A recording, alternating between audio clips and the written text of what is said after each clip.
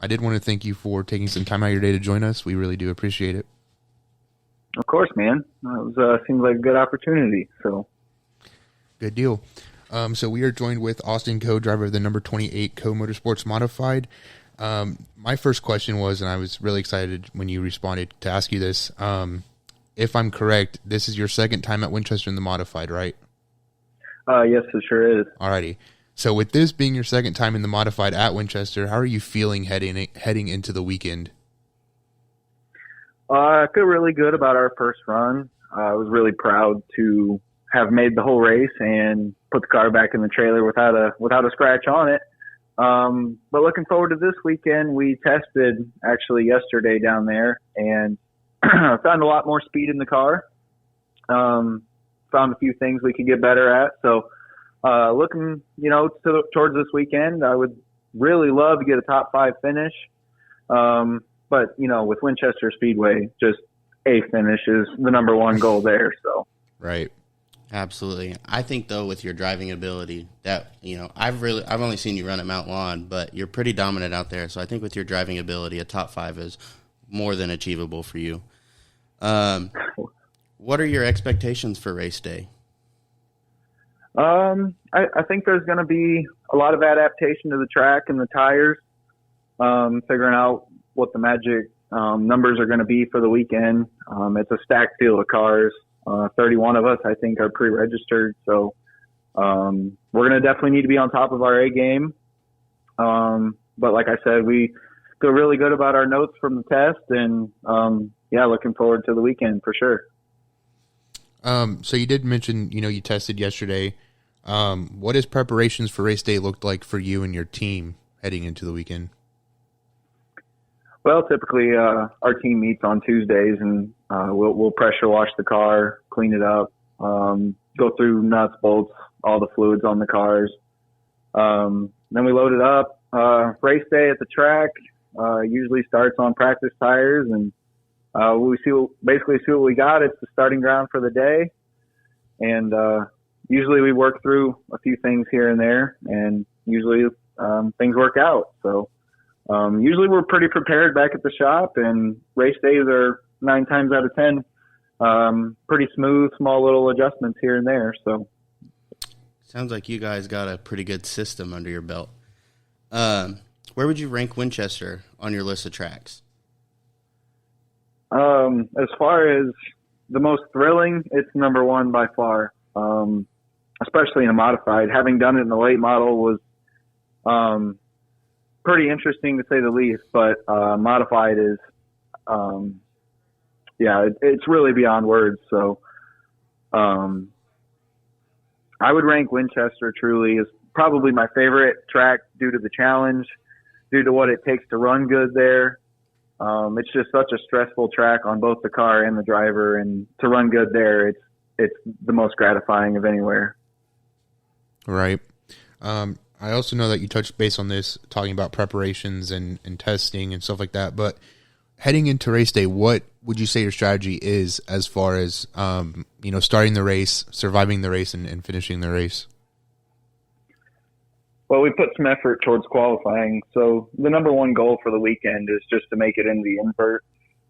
It's really tough to come from outside the top 10 and run up front at Winchester. So, our goal number 1 is to get some qualifying speed out of it and make the invert. And if we get in the redraw, then the outlook of the race changes a little bit depending on where we draw. But being in the invert's key, and if we can get in that, then maybe we could draw a 1 or a 2 even at Winchester and stay up front. So that's always the number 1 goal, is to have clean racetrack.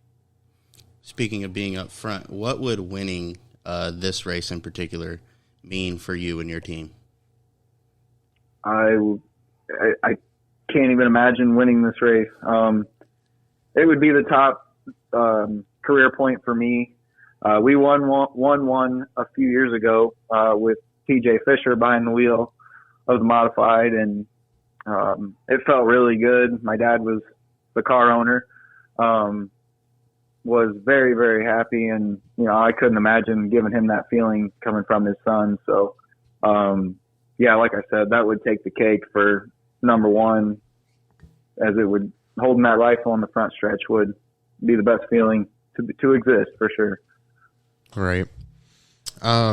So as we prepare to close out 2022, the 2022 season, do you have any plans for next season?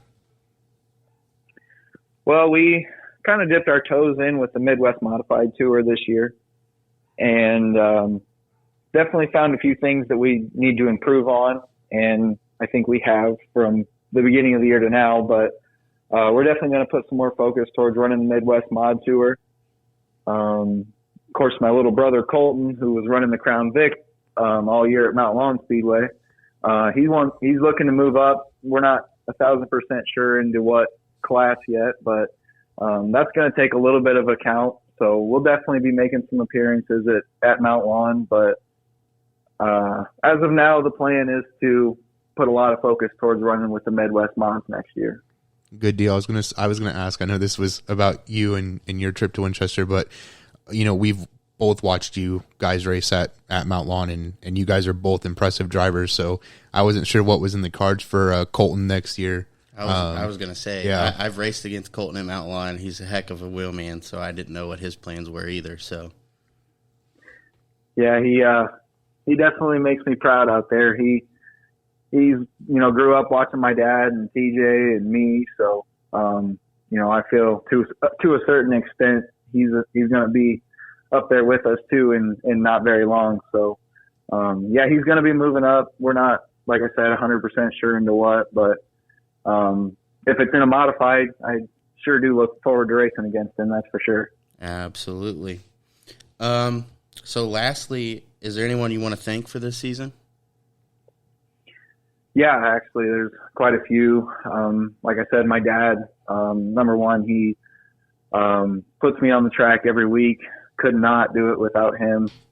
And Lyle Johnson as well. He's the brains behind the operation. Mount Lawn's basically in his backyard, so it makes me really proud to run good there. And then all my crew, Ron West, he's also my spotter when we get radios.